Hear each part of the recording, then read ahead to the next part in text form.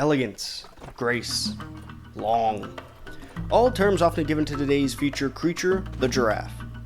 Technically the reticulated giraffe, but we'll get into that in a bit. Now today will be a bit of a struggle for me for no other reason than everyone knows what a giraffe is. You know about its height at 16 to 19 feet, its weird prehensile blue tongue, and you probably know about the fact that somehow they have the same number of vertebrae in their neck as humans do. But did you know they're chivalrous fighters and their family tree has a lot of really weird branches? Well, if not, let me learn you. But first, where do giraffes come from? Well, to our knowledge, the ancient ancestor of giraffes evolved somewhere in either Africa or Eurasia and would split from Antilocapridae 20 million years ago. Interestingly, that lineage would eventually evolve into the pronghorn, making it one of the closest living relatives to the giraffe. But not the closest, as that would go to the okapi of the Congolese jungles, which split off roughly 11.5 million years ago. And while their smaller cousins stuck to the thick foliage of the African heart, the giraffe would stick to the savannas and grasslands that bordered it. One of the strangest evolutionary paths I saw was Discocaryx zaiji, a giraffe species with a domed skull similar to Pachycephalosaurus. It's kind of strange how many dino aspects this animal has tried out. And from there, the mammalian long neck would split into four major species. The northern, found in pockets spanning from Niger to South Sudan. The southern, making up areas of Malawi and southward. The Maasai, which is mostly in Tanzania and Zambia, but also shares the nation of Kenya with this game's representative, the reticulated giraffe, which can also be found in parts of Somalia and Ethiopia. Now, as for the name reticulated, it means to be constructed or arranged in a net or network pattern. The term giraffe comes from the Arabic word zarafa, meaning either fast walker or lovely one. And lovely one is quite interesting, as locally, the giraffe is usually depicted as a graceful, beautiful animal.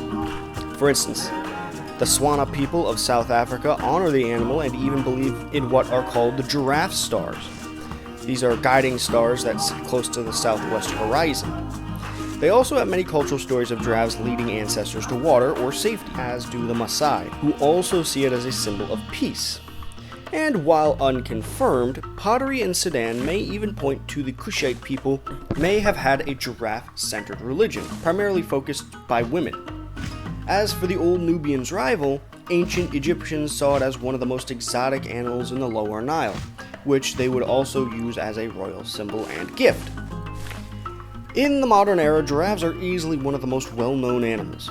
Funnily enough, apparently astronomers of the modern day also looked to the stars and saw a giraffe, with the Camelopard constellation being found in the northern sky right in between Ursa Major and Cassiopeia.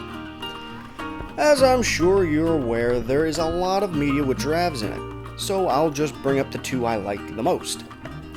Firstly, Giraffarig and Farigiraf, the normal psychic type Pokemon from Gen 2 and Gen 9 respectively, and of course I couldn't do this video without bringing up Jeffrey, the mascot of Toys R Us. For all those too young to be watching this, before Amazon and scalper culture, there used to be big buildings full of Legos and Big Wheels and video games and dolls that brought joy to little boys and girls all across America. My local one is now a Tesla dealership and I cry internally every time I walk by. But, to forget my dead childhood, let's discuss some of the weird facts I have about giraffes. Firstly, giraffes can't swim. Apparently having a vertical center of mass is not ideal for treading water. But the tall neck that makes it hard for them to swim is actually not as cut and dry as many think. Most will say it evolved to eat higher plants, but in all reality, if that were the sole case, females wouldn't have a proportionally longer neck, yet be shorter. So, a second reason many scientists are putting forward is for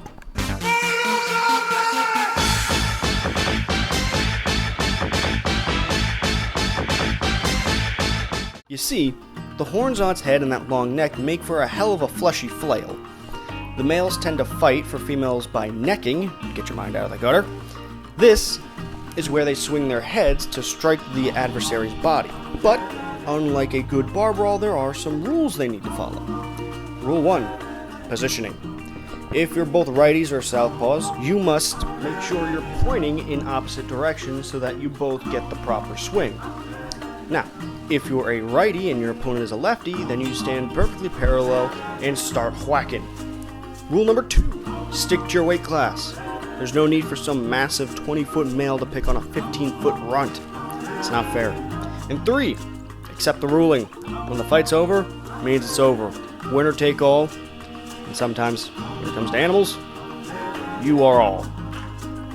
Just take that as you may. And after all that, now I really want a giraffe-based fighting character. But anyway, that is all I have for you today. If you enjoyed the video, please leave a like, share, and subscribe. Is there anything you'd like to add? Please leave it in the comments down below. And until next time, go outside, touch grass, hug your loved ones, drink water. Seriously, drink water. I'm currently dying in 100-degree weather.